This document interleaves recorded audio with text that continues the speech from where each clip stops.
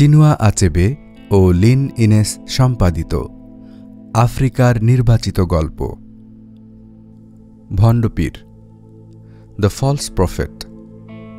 মূল উসমান সেমবেন, ইংরেজি অনুবাদ লেন অর্টজেন, ইংরেজি থেকে বঙ্গানুবাদ আহসানুল করিম। সংক্ষিপ্ত লেখক পরিচিতি। উসমান সেমবেন, 1923 থেকে 2007। উসমান সেমবেন ছিলেন সেনেগালের চলচ্চিত্র নির্মাতা, লেখক এবং সমাজকর্মী। তাকে আফ্রিকান চলচ্চিত্রের জনক বলা হয়। তিনি জন্মগ্রহণ করেন সেনেগালের জিগুইনচোরে। জীবনের শুরুতে জেলে ও রাজমিস্ত্রি হিসেবে কাজ করেন। দ্বিতীয় বিশ্বযুদ্ধের সময় ফরাসি সেনাবাহিনীতে যোগ দেন। এই সময়ে তিনি উপনিবেশিক শাসন এবং বর্ণবাদের যে অভিজ্ঞতার মধ্য দিয়ে যান তা তাঁকে সমাজ ও রাজনীতি নিয়ে গল্প বলতে অনুপ্রাণিত করে। 1960 সালে প্রকাশিত হয় তাঁর উপন্যাস গডস বিটস অফ উড। এটি ছিল উপনিবেশিক শাসনের অধীনে আফ্রিকান রেল শ্রমিকদের সংগ্রামের উপাখ্যান। এছাড়া তাঁর উল্লেখযোগ্য সৃষ্টি দ্য মানি অর্ডার এবং হোয়াইট জেনেসিস নামের দুটি নভেলা। ভণ্ডপীর, দ্য ফলস প্রফেট। তামাটে চেহারা, খাড়া বাঁকানো নাক আর দ্রুত পায়ে হেঁটে চলা। অবশ্য অতটা দ্রুত নয় যতটা দ্রুতগতিতে বাজ পাখির দৃষ্টি নিয়ে চারপাশে নজর বুলায় সে। সেনেগালি মুসলিম মাহমুদ ফল, যে কিনা নিষ্ঠার সাথে পূর্বপুরুষের আদর্শ মেনে চলে, আর তা হল আমার আছে কিন্তু তাই বলে তোমারটাতে ভাগ বসাবো না কেন। সে কারণে কোনো কাজকর্মের ধার দিয়েও ঘেঁষত না সে। আরও ভালো করে বলতে গেলে কাজ করে জীবনটাকে নষ্ট করার পক্ষপাতী সে ছিল না। পথে ঘাটে বাচ্চা কাচ্চারা প্রায় তাকে খ্যাপানোর জন্যে বারবার জিজ্ঞেস করত, মাহমুদ, তোমার দেশে বিড়াল নেই কেন? সে কেবল জবাব দিত, আমি আসলেই জানি না। এ কথা বলে সে একটা বিষয় আড়াল করতে চাইত। বিড়াল প্রাণীটি তার নিজের মতোই কোনো কাজ না করে অন্যের দেয়া এটা ওটা খেয়ে বাঁচতে চায়। এ কারণেই সেনেগালের উত্তর দিকের এলাকাগুলোতে বিড়াল দেখা যায় না। অনুর্বর জমি, স্থায়ী বাড়িঘর তেমন নেই। রাত নামলে লোকেরা তাঁবু খাটিয়ে ঘুমায়, ভোর হলে গুটিয়ে ফেলে। মানুষের উপর নির্ভরশীল পশুদের জীবন যাযাবরদের সাথে আরামের হয় না। লোকে বলে স্বভাবে যারা এরকম তারা নাকি একসাথে চলে, কিন্তু যাযাবর আর বিড়ালদের মাঝে কথাটা খাটে না। দু একটা বিড়াল যদি সে দেশে থেকেও থাকে তাদের দেখে স্রেফ করুণা হওয়ার কথা। কোনো কাজ না করতে করতে মাহমুদের মতো মানুষও একসময় বিরক্ত হয়ে উঠল। পকেট গড়ের মাঠ। সিদ্ধান্ত নিল সূর্যাস্তের দিকে রওনা দেবে বিলাল গোত্রের লোকদের দেশে। ওখানকার কালো মানুষদের সে তার চেয়ে নিচু জাতের বলে মনে করে। তার ধারণা ওরা শুধু একটা কাজই ভালোভাবে পারে, সেটা হলো হেরেম পাহারা দেওয়া। খোঁজা করে দেওয়া হয় বলে বাচ্চাদের পিতৃত্ব নিয়েও কোনো ঝামেলা হয় না। সেনেগালে পৌঁছে মাহমুদ ফল নিজের নাম বদলে ফেলল। নতুন পদবি নিল আইদ্রা। নতুন নামের সাথে সাথে ভাগ্য যেন খুলে গেল তার। সব জায়গাতেই বেশ সম্মান পেতে লাগল নতুন পরিচয়ের কারণে। মৌরিতানিয়াতে থাকার সময় অল্প বিস্তর কোরআন পড়েছিল। সেনেগালের লোকেরা আবার কোরআন শিক্ষাকে খুব সম্মানের চোখে দেখে। পবিত্র গ্রন্থপাঠ, নামাজের ইমামতি আর পরহেজগারি দেখিয়ে ব্যাপক জাগতিক লাভ হল তার। স্থানীয় মানুষজন রীতিমতো অবাক। মহান আইদ্রার বংশের কেউ এসে তাদের ইমামতি করছে, এতে তারা সম্মানে গদগদ হয়ে গেল। প্রাণীজগতে তার জোড়া অর্থাৎ বিড়াল যেভাবে মানুষের আদর উপভোগ করে, সেও সেভাবে ঘাড় গুঁজে আয়েশ করে মানুষের প্রশংসা আর সম্মান গ্রহণ করতে লাগল। প্রকৃতি প্রদত্ত সুরেলা গলা ছিল বলেই সহজেই চারপাশের মানুষকে মুগ্ধ করতে পারত সে। বিশেষ করে তেলাওয়াতের সময় যখন গলা কাঁপিয়ে প্রতি আয়াতের শেষের দিকে মিহি স্বরে টান দিত। 5 ওয়াক্ত নামাজের ফাঁকের সময়টা কাটাত ভেড়ার চামড়ার জায়নামাজে বসে তসবি জপতে জপতে। খাওয়ার সময় হলে মাহমুদ চাইত সবার থেকে আলাদা করে তাকে খাবার পরিবেশন করা হোক। বিনিময়ে ধন্যবাদ দিতে সে যেটা করত সেটা হলো খাওয়ার পরে কুলি করে বাচ্চা আর বড়দের দিকে মুখের এঁটো পানি ছিটিয়ে দেওয়া, আর তারা সেই পানি আমেন আমেন বলতে বলতে সারা মুখে মেখে নিত। একাকী নিজের বিবেক কিংবা অদৃশ্য খোদার মুখোমুখি হয়ে এসব ভণ্ডামি নিয়ে সে কি ভাবত কে জানে। যেহেতু এখানে ওখানে ভবঘুরের মতো ঘোরার স্বভাব ছিল, বাড়ি বাড়ি ঘুরে 3 বেলা খাবার জোগাড় করতে যেত সে। স্থানীয়রাও তাদের প্রচলিত রীতি ক্ষুধার্তের জন্য 1 থালা অনুযায়ী সাধ্যমতো খেতে দিত। প্রথম প্রথম যা পেত তাই চুপচাপ নিয়ে খেয়ে নিত, কিন্তু কিছুদিনের মধ্যেই ধীরে ধীরে নানান টালবাহানা শুরু করল সে। যেমন কুসকুস খেয়ে নাকি রাতে ভালো ঘুম হয় না, তার বদহজম হয়। এলাকার লোকজন বেহেস্তের পথ থেকে বিচ্যুত হতে চায় না, তাই সবাই হরেক পদের উপাদেয় সব খাবার রান্না করতে লাগল তার খুঁতখুঁতে রুচি অনুসারে। আবার সেটা নিশ্চিত করতে নিজেই মাঝে মাঝে তাদের রান্নাঘরে হাজির হয়ে যেতে দ্বিধা করত না। এটা যেন তার ভ্রাতৃত্বের অধিকার হয়ে উঠল। পেট পুরে খাওয়ার পাশাপাশি 2-4 পয়সা জমাতেও শুরু করল মাহমুদ ফল। যদিও তার অভিযোগ, যে পরিমাণ পরিশ্রম তাকে করতে হয় তার তুলনায় ওই সামান্য হাদিয়া কিছুই নয়। তার মতে এই কালো মূর্খগুলো প্রার্থনার মর্মই বোঝে না। এদিকে এদের আরেকটা অভ্যাসে ভীষণ বিরক্ত সে। এরা অনেকেই বিড়াল পোষে। বিড়াল তার 2 চোখের বিষ। কারো বাড়িতে গিয়ে বিড়াল দেখলেই রাগে আর বিতৃষ্ণায় তার ঘাড়ের রোম রাগী হুলো বিড়ালের মতোই দাঁড়িয়ে যায়। প্রায়ই দাঁত মুখ খিঁচিয়ে বিড়াল তাড়া করে সে। মাঝে মাঝে ধর্মীয় জ্ঞান বিতরণের সময় মানুষজনকে বুঝাতেও চেষ্টা করে যে বিড়াল একটা অপ্রয়োজনীয় উটকো ঝামেলা, না পোষাই ভালো। এরকম 2-1টা ছোটখাটো সমস্যা থাকলেও মাহমুদ বুঝতে পারছিল ধর্মপ্রচারক হিসেবে তার নাম ছড়িয়ে পড়েছে ভালোই। এমনকি শিক্ষিত সম্ভ্রান্ত পরিবারগুলো, যেমন তালেব, মারাবুত বা তাফসির, এরা সবাই তাকে আমার মূর বলে ডাকতে শুরু করল। মাহমুদ মনে মনে ভাবে, এরকম ডেকে ডেকে গলা শুকোয় কেন এরা? জীবনে কেউ কখনো শুনেছে কোনো কালো মানুষ কোনো মূরকে চিনতে পেরেছে? সূর্য পশ্চিম দিকে উঠত না তাহলে? দিনের পর দিন কাগজের টুকরোয় আঁকিবুকি করে তাবিজ বানিয়ে চলে সে। লোকে সেগুলো শরীরে ধারণ করে, খুবই সতর্কতার সাথে নিজের আসল পরিচয় আর উদ্দেশ্য লুকিয়ে চলে। নিজের সম্মান বাড়াতে নানান বানোয়াট কথাবার্তা বলে। যেমন একদিন ঘোষণা দিয়ে বসল তার শরীর নাকি নরকের আগুনে পুড়বে না। মানুষগুলো অন্য সব কিছুর সাথে সাথে এ কথাও বিশ্বাস করে নিল বিনা প্রশ্নে। মাস যায়, মাহমুদ দেখে তার ভক্ত অনুসারী বেড়েই চলেছে। ঠিক এমন একটা সময়ে, বলা নেই কওয়া নেই, একদিন সকালে মাহমুদ হাওয়া হয়ে গেল, ঠিক যেভাবে হঠাৎ একদিন বিকেলে উদয় হয়েছিল। এ কারণেই হয়তো বুড়োরা বলে, গোধূলির শেষ আলো যে মুসাফিরকে ডেকে নিয়ে আসে, সুবহে সাদিকে তাকে খুঁজো না। এতদিন ধরে লোক ঠকিয়ে যা যা জমেছিল সব তল্পিতল্পা ঝুলিতে ভরে কাঁধে নিয়ে তড়িঘড়ি করে মাহমুদ ফল বেরিয়ে পড়ল। রওনা দিল তার প্রিয় অ্যাটলাস পর্বতের দিকে। দিন রাত হাঁটল, মাঝে মাঝে সামান্য বিশ্রাম। সারাক্ষণ মাথায় চিন্তা কিভাবে এই হাতিয়ানা পুঁজি কাজে লাগাবে, কিংবা কিভাবে সন্দেহজনক মানুষজনের মুখোমুখি না হয়ে সামনে এগোবে। মানুষের নজর এড়াতে উত্তর দিকে কিছুটা ঘুর পথে চলতে লাগল। চলতে চলতে সে চলে এলো টিয়েডেস নামের কাফের মূর্তিপূজারী গোত্রের বসতির কাছে। কিন্তু মাহমুদের সেটা জানা ছিল না। পথ চলতে চলতে মনে মনে নিজেকে বাহবা দিচ্ছিল সে, শয়তানকে ধন্যবাদ, পরের ধনে পোদ্দারির হারামি বুদ্ধিতে আমার জুড়ি নেই। শুষ্ক মৌসুম চরমে তখন, রোদ নয়, যেন আগুন ঝরছে সূর্য থেকে। সামান্য সবুজের চিহ্ন হিসেবে এখানে সেখানে ছড়িয়ে থাকা ঘাসগুলো যেন পুড়ে গেছে।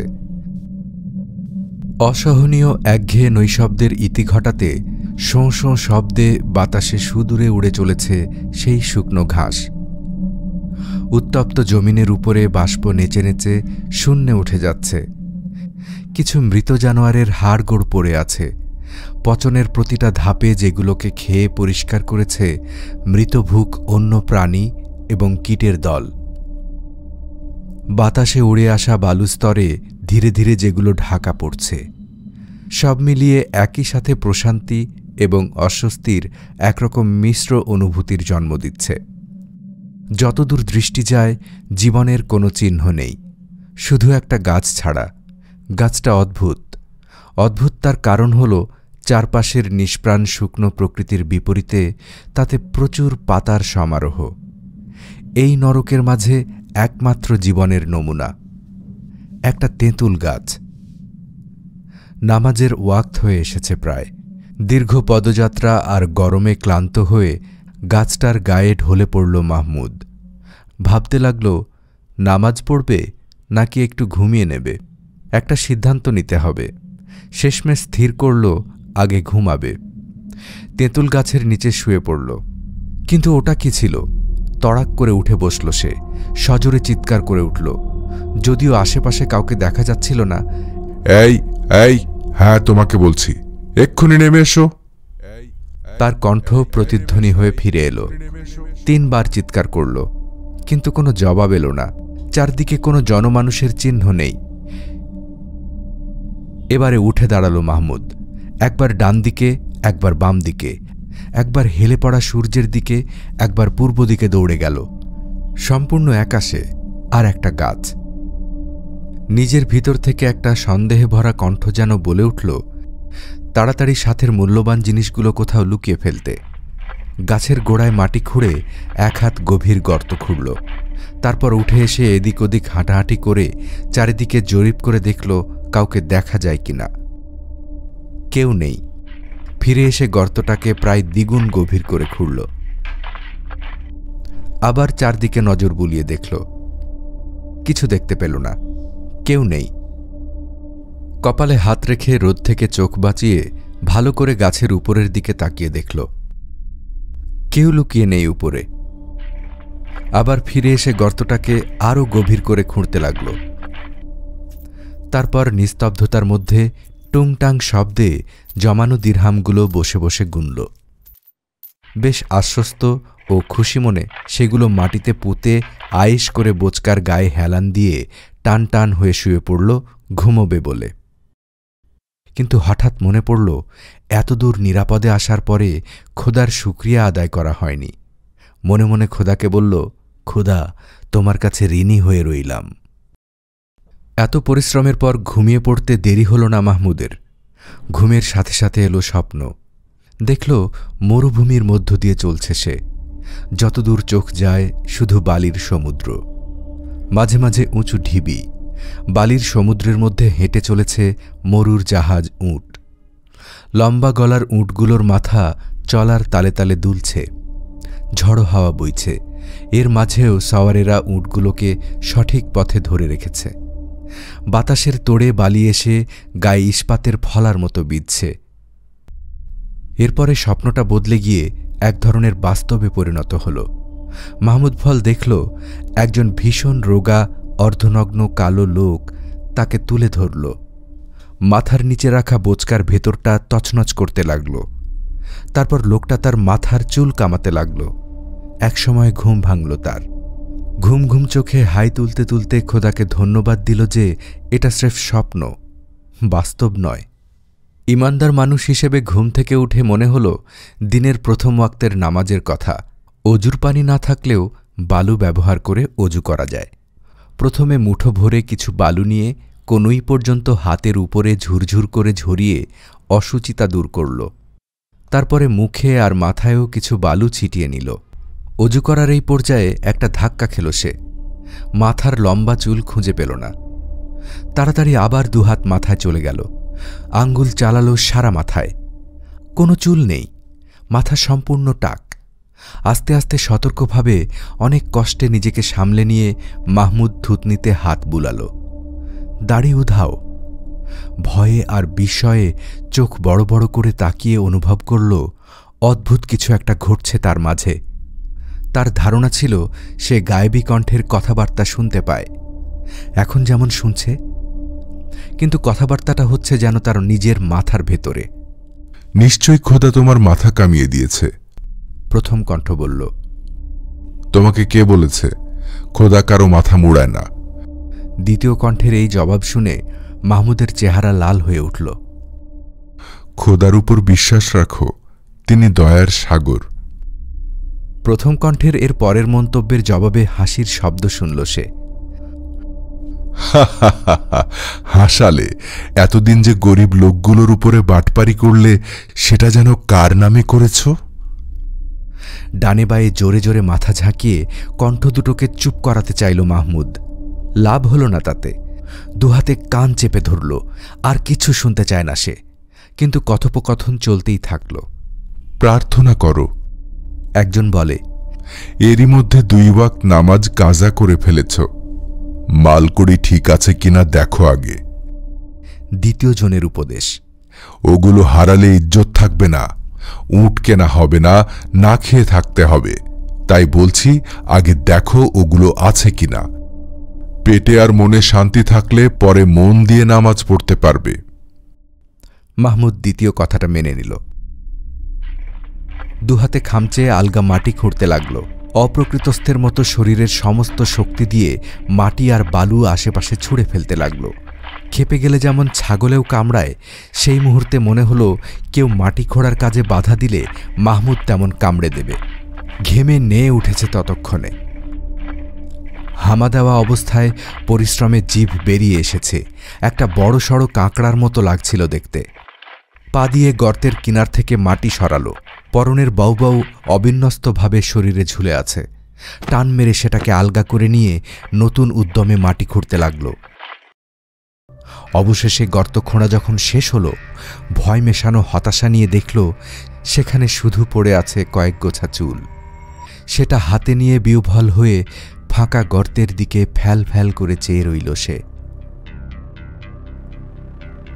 তারপর গাছটার দিকে তাকিয়ে খোদাকে সাক্ষী রেখে বলল, খোদা তোমার কসম, এটা আমি নই। এক হাতে কাটা চুলের গোছা ধরে আর আরেক হাতে চুলহীন মাথায় বুলাতে বুলাতে দুঃখে চোখে জমে ওঠা অশ্রু নিয়ে সে আবারও বলল, খোদার কসম, আমি মাহমুদ ফল নই। কান্নায় বুজে আসা গলায় ফুঁপিয়ে উঠল সে। এরপর গলা চড়িয়ে চিৎকার করে বলল, বন্ধু, আমার পুরনো বন্ধু মাহমুদ ফল, এসো আমাকে উদ্ধার করো এই বিপদ থেকে। তার এই আহ্বান প্রতিধ্বনিত হয়ে দূরে মিলিয়ে গেল বিস্তীর্ণ প্রান্তরে গড়িয়ে গড়িয়ে, অনেকটা যেভাবে ঘরের টিনের চালে পড়া কোনো পাথর গড়িয়ে পড়ে যায়। ধীরে ধীরে শব্দও মিলিয়ে যায়। ফিসফিস করে ধীরে ধীরে বলে সে, হে আমার পুরনো বন্ধু মাহমুদ ফল, তুমি কোথায়? আমার সাথে চালাকি করো না, আমি তোমাকে সেই কবে থেকে জানি। কান পেতে রইল সে, কিছু একটা শোনার জন্য অধীর হয়ে। দৃষ্টির সীমানা পেরিয়ে প্রচণ্ড মনোযোগ নিয়ে তাকিয়ে রইল। কিছুই শুনতে পেল না, শুধু এক সীমাহীন শূন্যতা। ঠিক তখন বিদ্রুপ ভরা কণ্ঠগুলো ফিরে এলো। প্রথম কণ্ঠ জিজ্ঞেস করল, কি হলো, নামাজ পড়বে না? কি করছে সেই জ্ঞান প্রায় লুপ্ত। এমন অবস্থায় উঠে দাঁড়াল সে। মক্কার দিকে ফিরে 2 হাত মাথার কাছে তুলে শুরু করল, আল্লাহু আকবার, আল্লাহ মহান। প্রার্থনা শুরু করলেও বারবার আর চোখে ফাঁকা গর্তটা দেখতে লাগল। ওদিকে যে তোমাকে লুটে নিয়ে গেল, নামাজে মন বসাতে পারছো তো? খোদাকে জিজ্ঞেস করো, চোর কে? অপর কণ্ঠ বলল। এদিকে মাহমুদ 2 হাত উঁচু করে দাঁড়িয়ে রইল, যেন জানে না কি করতে হবে। তখনই তার মনে পড়ল স্বপ্নটার কথা। তাহলে ওটা স্বপ্ন ছিল না, ভাবল সে। তার মানে হল চোরটাকে সে দেখেছিল এবং চুল দাড়ি কামানোর সময়ও টের পেয়েছিল। আর সর্বশক্তিমান খোদা কিনা কোনো হস্তক্ষেপ করলেন না, এমন একটা ঘটনা ঘটতে দিলেন না। আর প্রার্থনা করছি না আমি, নিচু গলায় বলল সে, যেন আল্লাহ শুনতে পাবেন না। 3 বার হেঁটে গাছটাকে চক্কর দিল সে, এই আশায় যে হয়তো চোরের পায়ের ছাপ খুঁজে পাবে। কিন্তু লাভ হল না। আকাশে উড়ে যাওয়া একটা অতিথি পাখি মনের খুশিতে গাইছে। মাহমুদ সেদিকে তাকিয়ে গালি দিল এবং সেই মুহূর্তে সে অনুভব করল সে আসলে ভীষণ একা। মুরের জবানে বলছি, বিড়বিড় করছে, এইসব কৃতদাসের বাচ্চারা সব কটা চোর। ভয়ঙ্কর রাগ ভর করল তার মাথায়। উন্মাদের মতো দৌড়তে শুরু করল মরুপ্রান্তরে। তার ছেঁড়া বউ বউ বাতাসে উঠতে লাগল পথ করে। এইমাত্রই সে অনুভব করেছে চোর হতে হলে খোদাকে বিশ্বাস করার কোনো প্রয়োজন নেই।